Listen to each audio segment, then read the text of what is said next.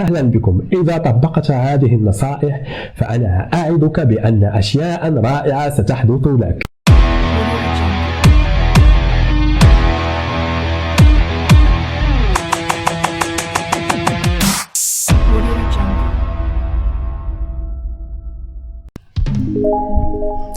مرحبا بكم مع الكتاب 27 من تحدي القراءة 30 كتاب في 30 يوم. كتاب اليوم بعنوان أشياء رائعة ستحدث لك لسيسي تشابمان. يحتوي هذا الكتاب على مجموعة من النصائح المستمدة من تجربة الكاتب وكذلك الأشخاص الذين تعرف بهم، وفيه قام تشابمان بتحويل كل حلقاته الصوتية للتنمية البشرية بما يسمى البودكاست لقاعدة يمكن الاستفادة منها لتعزيز محتويات هذا الكتاب. تشابمان الذي يعتبر قدوة للعديد من متابعيه يقرر تلخيص تجاربه في مجموعة من المبادئ التي جربها في حياته، وبالتالي يكون قد بنى أحكامه عن قناعة. لذلك فهو اعتبر هذا الكتاب دليلا لعيش حياة ناجحة.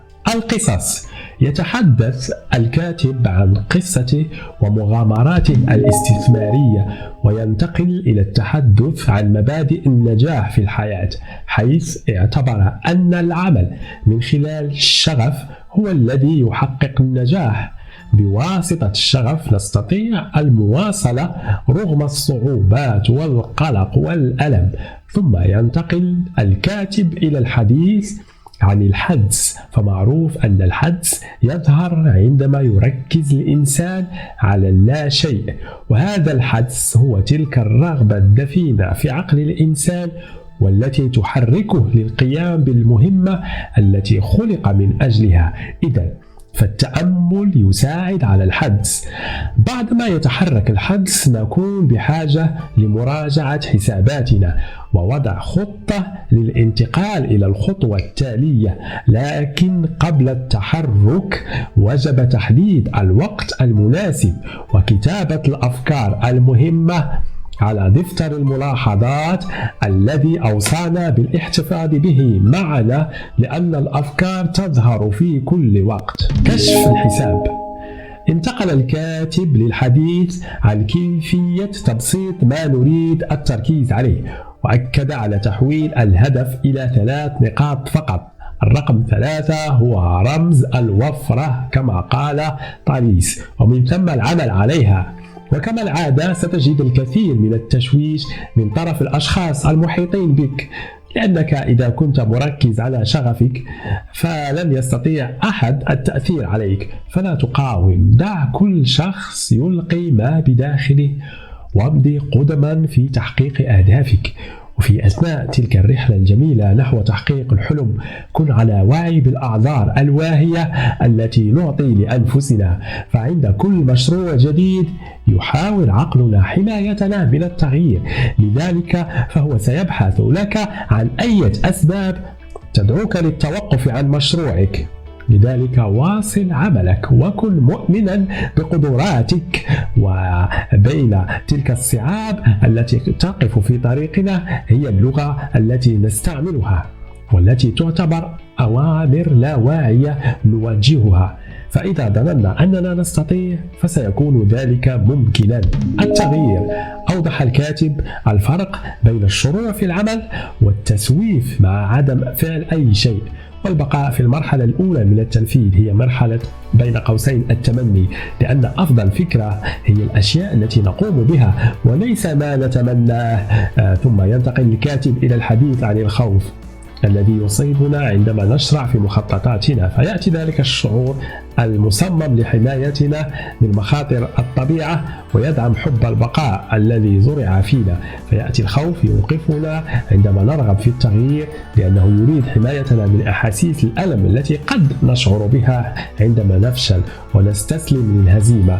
ويبدو أنه لا يوجد علاج للخوف سوى التخطيط للمخاطر التي يتم توقعها، وبالتالي قد يشعر المرء بالأمان خاصة إذا امتلك كل المعلومات التي ستساعده على تحدي الصعوبات. وبعد ذلك يتحدث الكاتب عن المقاومة للحياة. فكل شخص لا يتقبل ما يأتي به التيار ثم يقوم بالسباحة ضده اعتقادا منه أنه سيستطيع التغيير بمفرده، ذلك الشخص سيستنزف كل قوته وسيغرق في بحر منظوره الخاطئ. ولذلك نجد الكاتب يدعو مثل هؤلاء الناس إلى التوقف والتأمل، ومن ثم وضع مخطط لتجاوز المشكل. الطريق. في هذا الجزء دعا الكاتب إلى البحث عن أنواع الأعمال التي تحفزنا ومن ثم العمل عليها، لأن طريق الشغف المقرون بالعمل وعمارة الروح هي أفضل ما وجد للوصول للوفرة في الصحة والمال والسعادة. ثم يدعونا الكاتب لتكوين شبكة من الأصدقاء، ويشترط فيهم أن يكونوا من نفس النوع الذي نريد أن نصبح عليه. فإذا أردت أن تصبح رياضيا فصاحب الرياضيين، وإذا أردت أن تصبح مقاولا فصاحب المقاولين، وإذا صاحبت من هب ودب فستصبح لا شيء، لأن الحياة قصيرة وكل ثانية هي ثمينة بالنسبة لنا. لذلك وجب الوعي بالوقت الذي نقضيه ومع من نجالس، وكل دقيقة مع الشخص الغير مناسب قد تتسبب في خسارتنا لساعات طويلة، تتسبب في ضياع الطاقة منك، وهذا سيبعدك عن أحلامك دون أن تدري. وعند حدوث المشاكل فلن يجدي التصادم في حلها. لذلك وجب التركيز على الهدف وعدم الالتفات للماضي.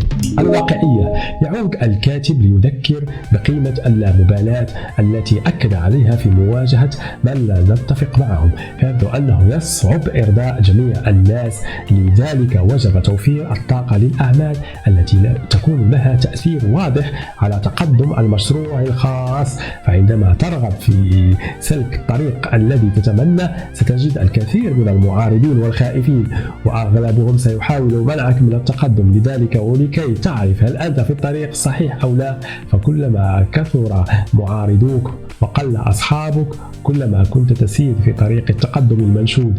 وأنت في الطريق لا تبالي بالتشويش، فقد واصل التركيز على الوهج الذي في النهاية، ولا تحاول عد المسافات، فقد واصل واحتفل بكل خطوة تقطعها، وحاول أن تكون واقعيا.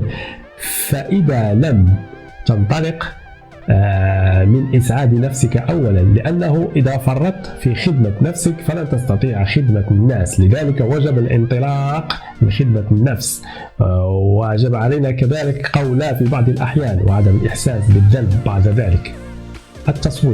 التسويق المباشر في ظل التقدم التكنولوجي أصبح أمرا يثير الكسل.